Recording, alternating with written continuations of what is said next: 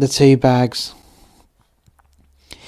Every man carries 2 bags about with him, one in front and one in behind, and both are packed full of their faults.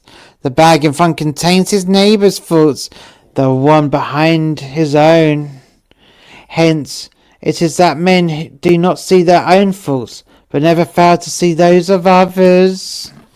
The oxen and the axletrees.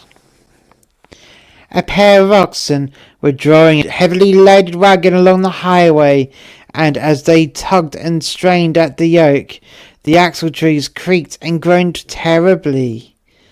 This was too much for the oxen, who turned around indignantly and said, "Hello, you there! Why do you make such a noise when we do all the work?" They complain most who suffer least.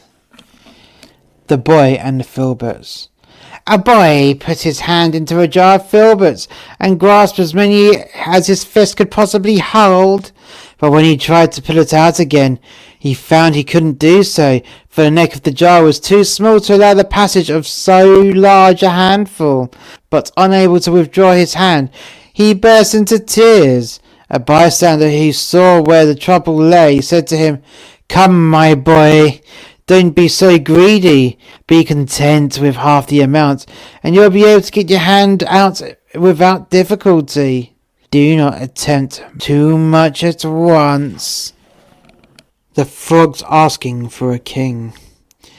Time was when the frogs were discontented, because they had no one to rule over them. So they sent upon a deputation to Jupiter to ask him to give them a king.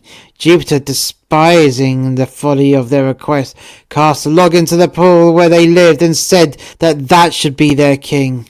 The frogs were terrified at first by the splash and scuttled away into the deepest parts of the pool.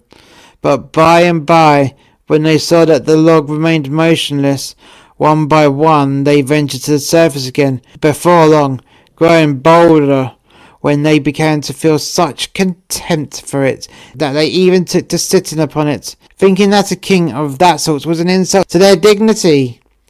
They sent to Jupiter a second time, and begged him to take away the sluggish king he had given them, and to give them another and a better one.